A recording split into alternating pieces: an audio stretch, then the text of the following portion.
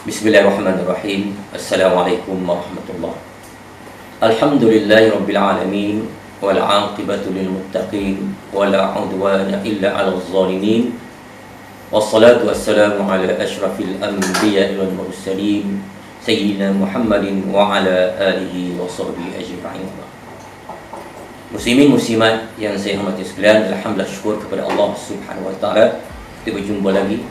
Insya-Allah kita sambung perbicaraan kita bagaimana Allah Subhanahu wa taala memuji hamba-hambanya dengan sedikit rasa takut, kelaparan, hilang harta benda, dengan kematian, hilang mata pencarian dan sebagainya. Dan Allah menjanjikan bahawa khabar gembira kepada mereka yang bersabar. Itulah yang disifatkan oleh Allah Subhanahu wa taala dalam firman-Nya. A'udzu billahi minasyaitonir rajim. Alladzina idza asabatuhum musibatun qalu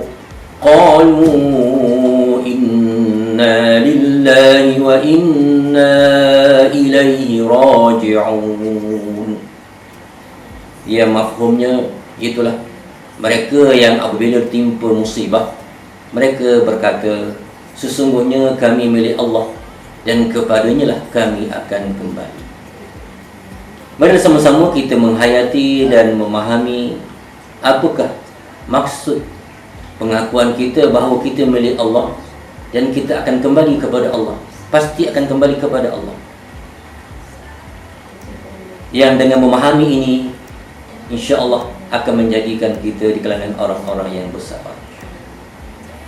Yang pertama, kita tahu, kita yakin, kita faham bahawa Allah tahu apa yang menimpa kita pada hari ini.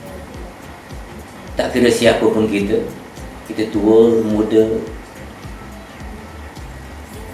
lelaki dan perempuan, Allah tahu.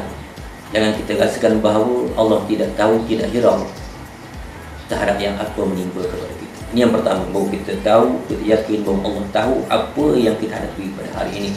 Kita mengalami sedikit ketakutan ataupun kelaparan dan seumpamanya. Yang kedua, kita yakin pasti Allah akan bantu kita. Lambat laun Allah akan bantu kita. Yang penting kita berusaha dan kita berdoa, kita beristighfar, mohon ampun kepada Allah, dan Allah pasti bantu kita bila itu ketentuan Allah Subhanahu wa taala. Yang ketiga, bahawa kita yakin Allah akan ganjari, beri kurnia kepada kita orang-orang yang bersabar. Bahkan Allah janjikan balasan orang yang sabar itu tidak terhitung ganjarannya.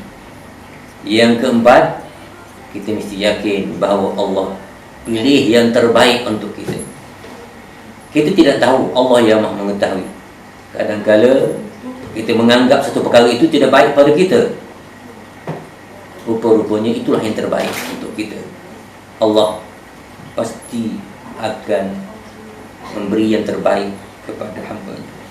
Dan yang kelima, kita kena yakin bahawa Allah Subhanahu wa taala memandang kepada hamba-hamba-Nya yang taat dan patuh, yang redha dengan qada dan qadarnya, dengan ainur rahmah, dengan pandangan kasih sayang. Allah sayang kepada kita. Kadang-kala Allah Subhanahu wa taala menguji kita mungkin dengan perkara yang sedikit menyakitkan kita, tetapi membawa keinsafan kepada kita sehingga kita sedar bahawa betapa kita ini perlu kepada rahmat Allah, dan betapa kita rasa dan kita yakin bahawa Allah sentiasa mengurniakan rahmat kepada hamba-hamba-Nya.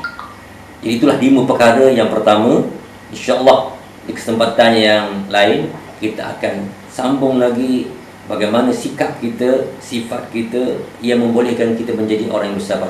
Saya ulang kembali, bahawa kita mesti yakin bahawa Allah tahu terhadap apa yang berlaku pada kita. Allah pasti bantu kita. Allah akan ganjari kita dengan ganjaran yang berlipat ganda. Allah pilih yang terbaik untuk kita, dan Allah memandang kita dengan penuh kasih sayang, penuh rahmat kepada kita. InsyaAllah kita berjumpa dalam kesempatan. Wabillahi taufiq hidayah. Wassalamualaikum warahmatullahi